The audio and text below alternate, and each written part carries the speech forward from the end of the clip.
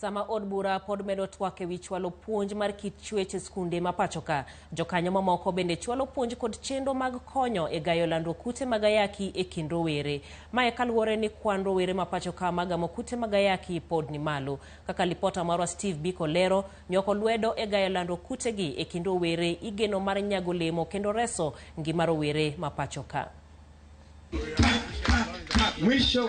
Achiel kuom okenge go en ringni.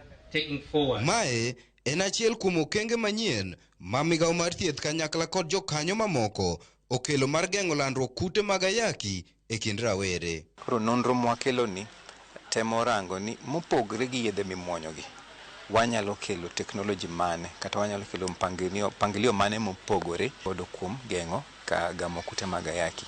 Ma wan godo kasani en luongo ni dapiverin ring.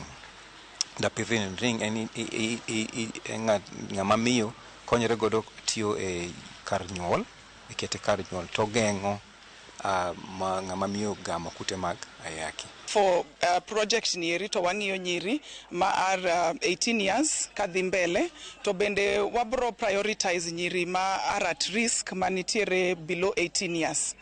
Yor geng'o landruok kute machielo en sindan minyalo chuo godo jogo mosegamo kute mag ayaki makawo thuolo mar dweche 2. Kata kamano, pod irito mondo puodhe kod duol marango yedhe pacho ka.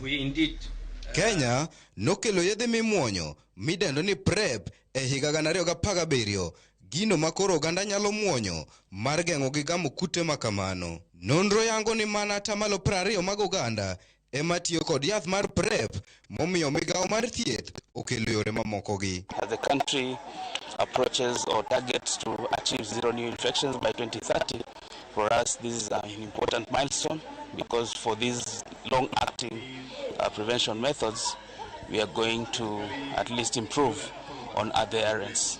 E sama migawo mar thieth manyo yore gi mag thieth, komachielo jokanyo mamoko bende temo yore gi mag konyo rawere e geng'o landruok kute mag ayaki. Wende mamit mag nyithindo manyirigi rwako wa e kar thieth ma 5 ways e kar dak manyalenda e boma ma Kisumu. Saa 8 chieng' sabato ka sabato, wendni nyiso chakruok mar puonjruok mar weche kit chwech e kind nyiri matindo mawuok e kar dak ma yuto ji nitiere pinyni. Sharon Obilo, jahigni 24, e japuonj maduong'. Jopuonjre oting'o nyaka nyathi matin ma jahigni 10. Kuom higni 5 sani, Sharon osebedo ka weyo tijene giko dira mar neno ni oyudo kinde mar bedo kod nyirigi. Kana chako ne en challenge nikech ne ginena kaka nyathi matin. Koro ne en judgment kone gi kone. Ng'ato neno ka gima mano onge gima biro nyisowa. But ile ku time gi kinda.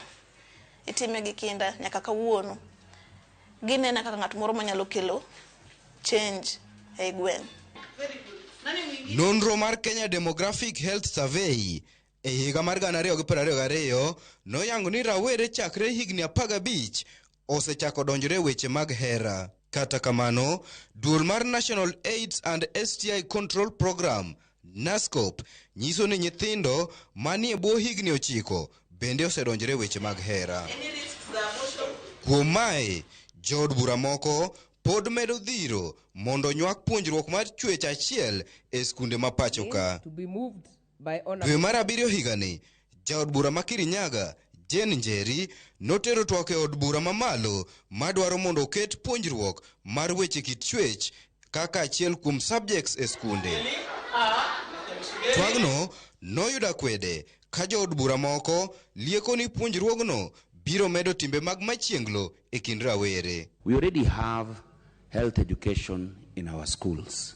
We have reproduction health in our schools. In the curriculum that is already there, we already have health education.